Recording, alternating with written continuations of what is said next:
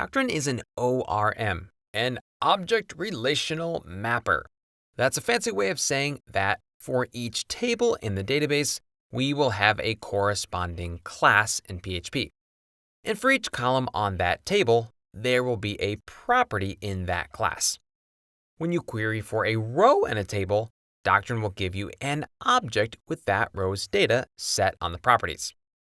So if you want to create a database table in Doctrine, the way you do that is actually by creating the class it will map to. These classes that map to tables have a special name: entity classes. You can create an entity class by hand. There's nothing very special about them. But come on, there's a much easier way. Find your terminal and run one of my favorite bin console commands. Bin console make entity. You can also run Symfony console make entity. It doesn't matter in this case because this command won't talk directly to the database, and so it doesn't need the environment variables. This command just generates code. Now remember, the whole point of our site is for witches and wizards to ask questions and then post answers. So the very first thing we need is a question entity.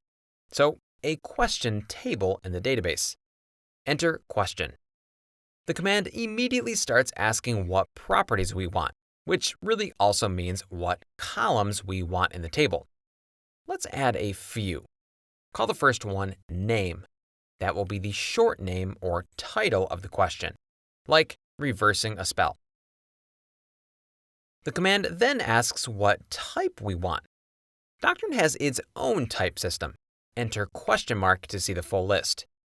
These aren't MySQL column types, but each maps to one. For example, a string maps to a varchar in MySQL, and there are a bunch more. In our case, choose string. That's good for any text 255 characters or less. For the column length, I'll use the default 255. The next question says, can this field be nullable in the database?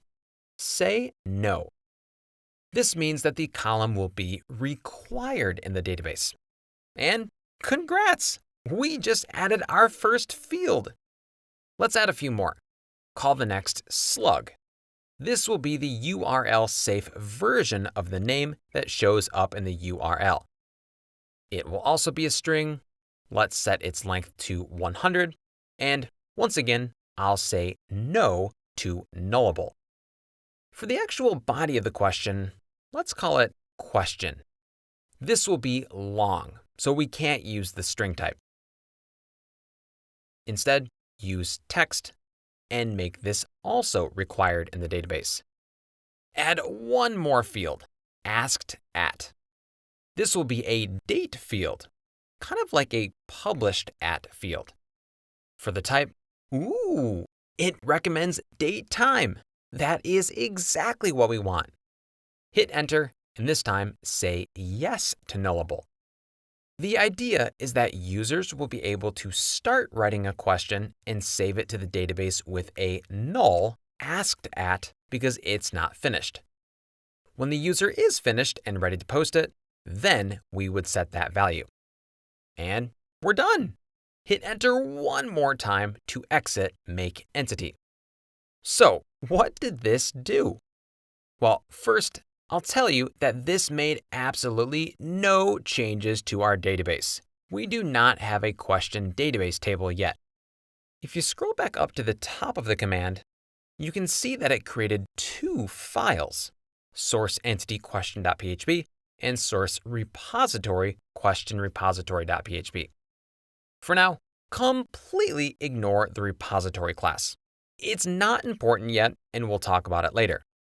This entity class, however, is super important. Go open it up, source entity question.php. As we talked about, we're going to have one class per table. The first thing I want you to notice is that there's nothing special about this class. It's a boring normal class. It doesn't even extend a base class.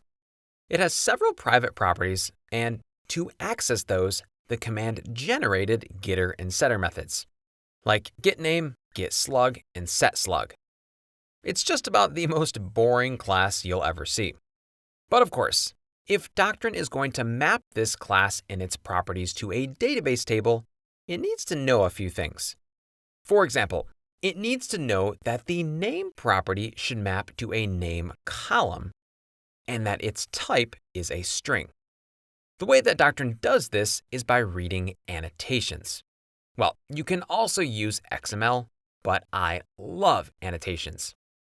For example, the @orm/entity above the class is what actually tells Doctrine, hey, this is not just a normal boring PHP class. This is an entity, a class that I want to be able to store in the database.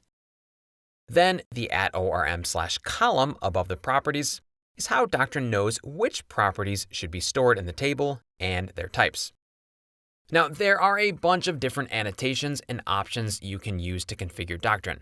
Most are pretty simple, but let me show you an awesome reference. Search for Doctrine Annotations Reference to find a really nice spot on their site where you can see a list of all the different possible annotations and their options. For example, @column tells you all the different options that you can pass to it, like a name option.